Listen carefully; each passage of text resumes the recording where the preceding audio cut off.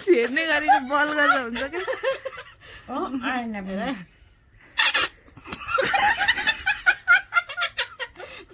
काम चाहिँ गरेको जस्तो के यो राजले के गरी निकाल्यो किन प्याल्नु गर्नु तपाईँको चाहिँ भाइ